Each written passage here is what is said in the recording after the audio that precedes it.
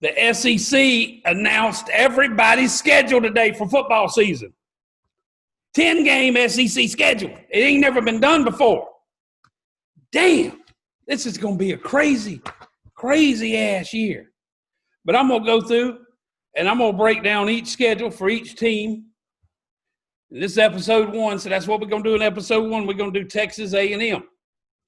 I just started with Texas A&M for no reason, so don't get your panties all in a ruffle if you're an A&M fan going, why he start with us? Why couldn't he start with somebody else? It's just a random draw, just like this shit right here. The schedule is a random draw. You got Vanderbilt to start the season, Vanderbilt at A&M. Y'all get a tune-up game. A&M gets a tune-up game for this year's season. Nobody else really gets one. So they should feel very fortunate right now.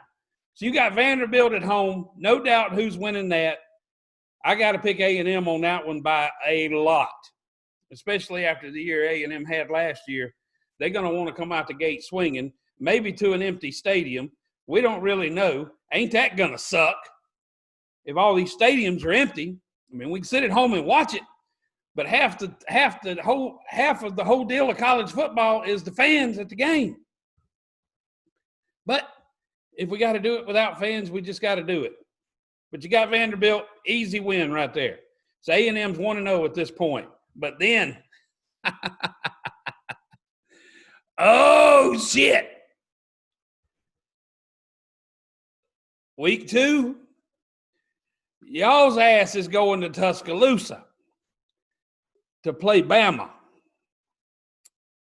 And you ain't going to stop the tide, A&M. You ain't going to put a dent in the tide. A&M ain't that good. I mean, they okay, but they rebuilding. So they going to come out of Tuscaloosa with an ass handed to them. That's just what it is. So A&M is 1-1 at week 2. And it goes from bad to worse. You got your tune-up game that nobody else got. Because whoever's got Vanderbilt has got them a tune-up game. But you needed it. Because week 3, you got Florida. Up in your house now, I'll give you that. It's at Kyle Field. But that ain't going to make no difference. Florida going to come in there and tear that ass up. This is going to be bad. The Bama loss was already bad enough. Your pride's going to start hurting after the Florida loss. Because Florida is just going to come up in there and whoop that ass. Okay, there ain't going to be no if, no and, no, oh, maybe we got a chance, oh, maybe we don't. No, I'm telling you right now that you don't stand a chance on that one. Florida's going to come in there and whoop that ass. So you got a loss. You 1-2. Y'all are upside down week 3. You know what I'm saying? You was at 500, but now you're upside down. Then the next week, you're coming to Starkville to see my Mississippi State Bulldogs. That ain't going to bode too well for you either. I'm just going to let you know, okay? I expect that game to be fairly close. Like, we probably only going to beat y'all by 6 or 7, but it's going to be a loss for Texas A&M nonetheless. So now we're starting to look grim. But there is hope on the horizon. A&M, you 1-3, but there's hope on the horizon. Because then you got Arkansas at Kyle Field in College Station. We all know what's going to happen there. Arkansas ain't won an SEC game since, man, it's been a minute. And they ain't going to win one in Kyle Field. So y'all going to tear Arkansas a new ass. I'm just letting you know, y'all all pissed off because you're 1-3. Okay, so you got to think about where you're at right now. If you're an A&M fan, you're 1-3, you get to play Arkansas, you're going to rip them a new ass. And then you travel to South Carolina. Another A&M win. So we're starting to climb the ladder again, right? A&M fans are going, hey, this ain't so damn bad. He's got us on a winning streak. I damn sure do. Until your ass goes to Knoxville, Tennessee the next week. You ain't doing nothing in Knoxville except taking an ass whooping back to Texas. That's all that's going to happen. Okay, so now we in that lose column again. We still upside down. But then you got Ole Miss. Okay, Ole Miss is going, come on over to College Station. They going to ease up in that some bitch. You know, they're going to be like, hey, Ole Miss is here. And y'all going to take their ass and wipe the damn field with it. That's what I'm talking about, A&M. Going to take Ole Miss, but take their ass, and you're going to just clean the damn field. Back and forth, back and forth. I hope that Ole Miss practice is falling down before that game, because A&M's going to throw them all over the ground, over and over and over again. So y'all going to beat Ole Miss's ass, and that ain't no hell. That ain't even a question. But then you go ahead and do it and enjoy, okay? Because the next week,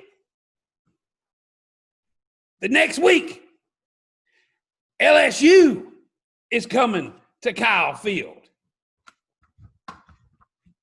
No. LSU's going to come up in there and stuff them. Okay, it's just what it is. If you an A&M fan, it's just, this is reality, man. Y'all ain't that good right now. Y'all are okay, but you ain't that good right now. And LSU's going to take care of business. And then after LSU takes care of that business, all them A&M folks got to load up and head over to a place that ain't nobody going to win at this year. Okay, and I'm predicting this. It ain't a prediction, it's a fact. When I tell you what's going to happen in SEC football, it typically happens. So A&M finishes off the season with an unwinnable game. No one is going to go into Auburn this year and win shit. Okay? And it damn sure ain't going to be A&M. So Auburn's going to annihilate them. Auburn's going to be looking at SEC championship game at this point. A&M's going to come into town. It ain't going to be no joke. Okay? And then Auburn's going to go right from there to the SEC championship game and into some sort of a playoff that I don't know how it's going to work this year, because we ain't got but like, what, two conferences that are hanging in there, the SEC and maybe the ACC. I hadn't heard what the ACC is going to do exactly, but I don't really care what they do. I don't keep up with the ACC. I live down here in the South. This Southeast Conference country. A&M, you're going to finish 4-6, okay? Now, you finish 4-6, but here's what you take away from this season if you're an A&M fan. You had some impressive losses. You might be sitting there going, that son of a bitch just said an impressive loss? Is that what you just said? Yeah. Impressive losses mean losses, but they're not devastating losses. They're not embarrassing losses. And it just means that you're getting better. Okay? That's all it means. So you got to have impressive losses. You've had the devastating losses.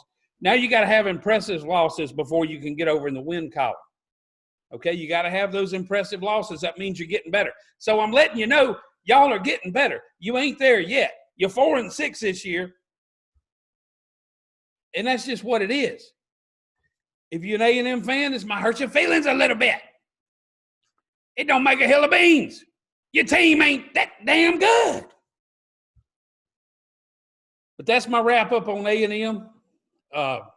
It's a fucking opinion. Get over it. It's just mine. You got one too, even though your opinion is probably better if it agrees with mine.